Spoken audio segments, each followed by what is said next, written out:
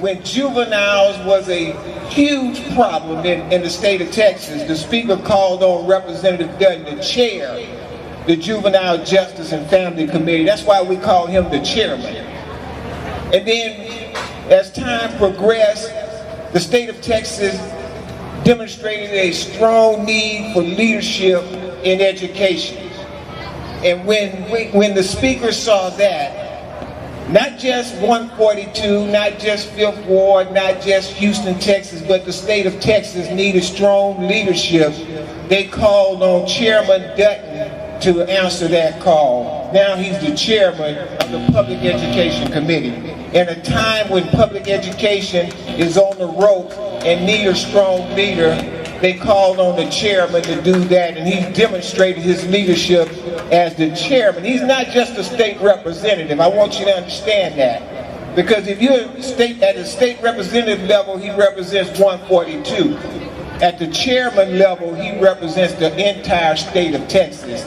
Every school district in the entire state. And that deserves a round of applause. And without further ado, I'd like to bring up to the podium my good friend, my leader, my fraternity brother, and a great leader for the state of Texas, Chairman, Representative Harold V. Dutton.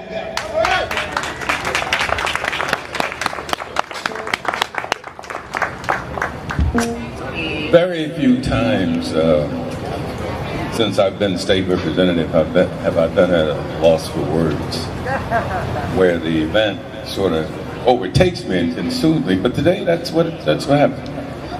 I thank you all, but this is not about me. This is about you. This is about the people in this district. Well, when I think of my mom, Pastor Collins.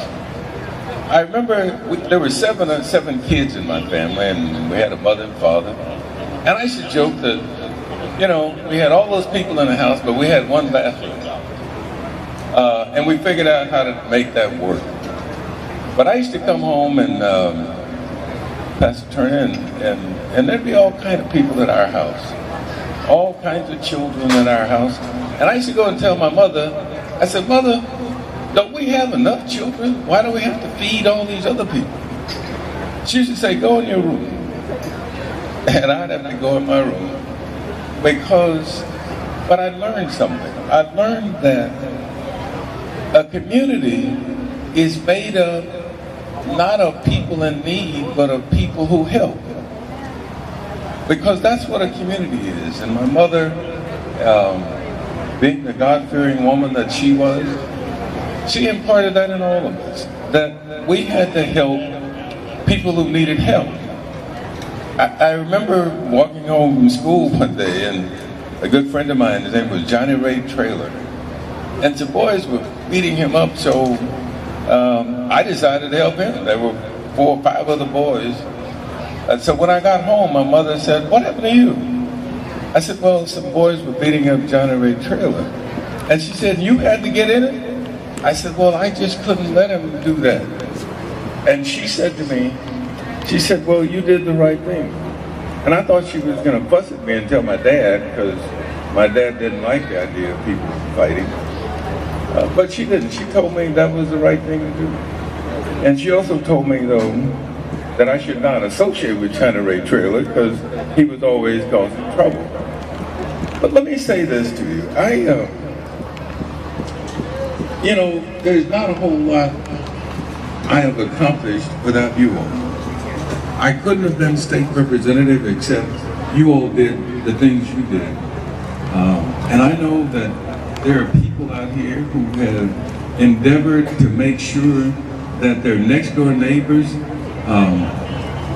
when the Bible talks about your neighbor, I don't think they just meant the people next door. I was thinking about this way. You know, last Sunday the sermon was about the 2 fishes and the 5 loaves, right? And then I started thinking about that this way.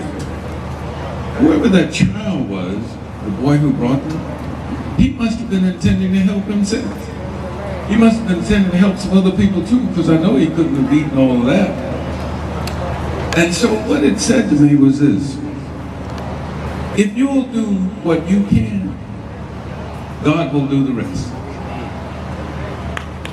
If you do what you can, God will do the rest. Amen. And you can always rely on that, because when I first ran for office, I didn't just choose to do it. I decided one day that what I needed to do was do what I'd always done whenever I had a question in my mind. My mother taught me to ask God about it. And so I did. And so the reason I came to this job was because I talked to God. And before I came, I had spent 18 years with Conoco in the corporate planning section. I had lived and traveled all over the world. I thought I was actually the first black professional that Conoco ever hired in 1966. I thought I was on a path that I could become the first black vice president for Conoco. That's what I thought. But in the meantime, God decided something else, because I had gone to be the director at Hest House. I took a leave of absence to be the director at Hest House. And I didn't know that what I was being prepared for was this job as state representative. And while I'm saying that, I want you to know that I'm a public servant, not a perfect servant. And I mean that sincerely, because there are sometimes I make mistakes, and I'm not too proud to say that, because I know that as long as I'm human, I'm going to be human, and that means I make mistakes just like you do. But I want you to forgive me for my mistakes. I ask you to do that, because I sincerely believe that when we work together, though, there is not anything we can't do. Nothing. I mean, absolutely nothing. I've been in this education, as Richard mentioned, for a long time. I was surprised at a statistic I saw yesterday. It says in Northeast Houston, only 34% of our third graders were reading on grade level. Think about that. Just a little bit more than a third of our third grade readers, or third grade children, are reading on grade level. And I know that you know that if you don't learn to read, you'll never get to a point where you can read to learn.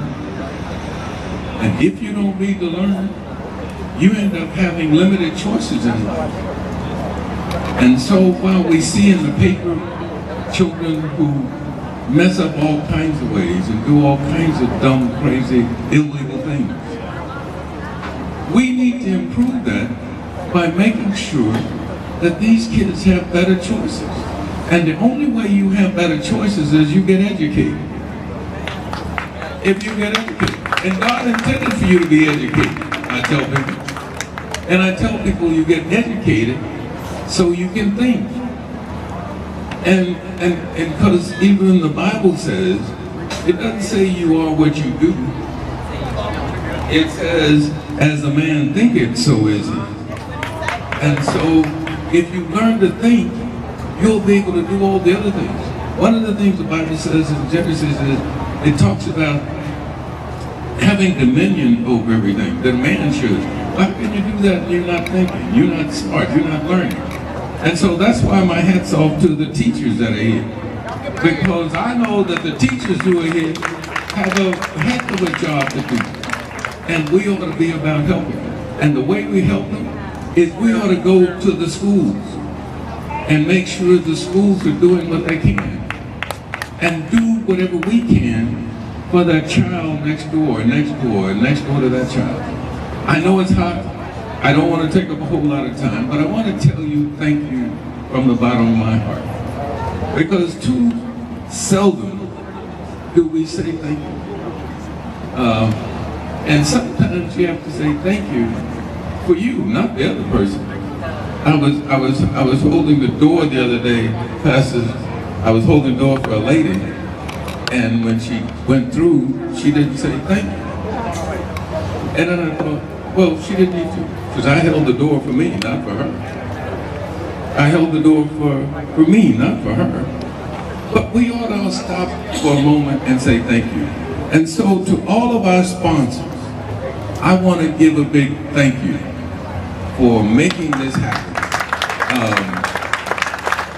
I won't call them all by name, but I think you have a sheet on your table, and it will tell you who they all are. I also want to say thank you to my staff. Abner Lyons, Tamoria Jones, and Michelle Roy, somewhere around here. They're the ones I have to do this through. And when you talk about the Family and Friends Day, that was Abner's idea. That was Abner came to me and said, Harold, you know what we ought to do? And I said, you know, you're right. We ought to say thank you to all of the people who make District 142 the best place to live and work and raise a family. And we should do that. Now, isn't this a beautiful complex out here? Woo! Yeah. Isn't this beautiful? Yeah. Let me tell you how it started, though. Let me tell you how it started. Some folks came to me one day, and they said, you know, Mr. Dutton, we're in your district. What we'd like to do is, we'd like to start a management district so that we have this idea, we're going to create a generation park. And I said, okay, well, let me think about it. Let me show you the plans that you got. This is what became of that. So I passed a bill creating Generation Park Management District in the legislature, and this is what we got for that. Isn't this beautiful? Yeah. I want to thank the people of Generation Park for allowing us to utilize this space today to, like I said, to say thank you to each one of you, because you know what you've done. One of the things this pandemic has said to us is that we are all in this together. What affects one of us affects all of us. And that's what the pandemic says to me, and should say to everybody, that we're all in this together. If you've got a problem over here, I've got a problem over here too. And the only way we're going to solve it is for all of us to join our hands and minds and hearts and do it, because we can do that. And I'll leave you with this one story. I was riding with my son in the car, and we were going down the access road on 59. We got to Cavalcade and 59, and I don't know, you probably have seen the guys come up to the window to ask you for money. Well, my son had just, it was been a while ago, but I'd given him his allowance. And so when the man came up to the window on his side, he let the window up. He let the window up. And so when we drove off, I said, well, why didn't you help that man? He said to me something that all of us think about. He said, you know, Daddy, when I win the lottery, I'm gonna help all the poor people.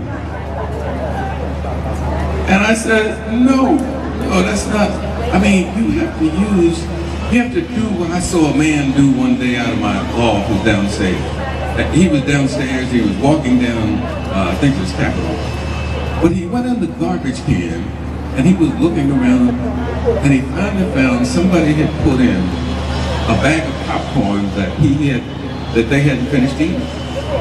He took that bag of popcorn out and started to eat out of it. And you know the next thing he did? He threw some of the popcorn down on the ground for the pigeons. And I thought, here's a man who's hungry, but he's thinking about the pigeons. We ought to do the same thing. Whatever you have, it is enough to help somebody else. And if you're feeling bad one day, get up and help somebody. You'll be surprised at how you feel. Now let me say this to you. I'm glad all of you are here. I thank all the pastors who have come. Pastor Robinson, Pastor Turner, Pastor Collins, and Pastor Price. I want to say to all of them that, hey, I appreciate your support for this district, and I appreciate the fact that you all have a commitment to make sure that this district not only survives, but it thrives. Because God knows, at the front of our challenges have always been the black church. The black church has always been at the front of our challenge, and we should applaud them, because they do it sometimes at a greater sacrifice than I do. Now, I get paid $600 a month to do this, so sometimes I don't know whether I got the check or not. But for the pastors here, they sometimes have to be pastors 24/7 and do all of the things that sometimes nobody else would do in terms of helping people. And so I say thanks to them. Now, I'm not sure what's supposed to happen next, but I think the lady here who is the MC, she and I have been close for a long time. I miss her mom, because her mom used to always call me and said, "Harold, you better come over here. They're about to eat up all the gumbo." And I'd say, "Well, save me some and put it in the refrigerator." She'd say, "Yours is in the refrigerator, Harold." So anyway, let's hear it for our MC, Miss, she's my god sister. Yeah, she reminds me of that all the time, Miss Ann Tillers.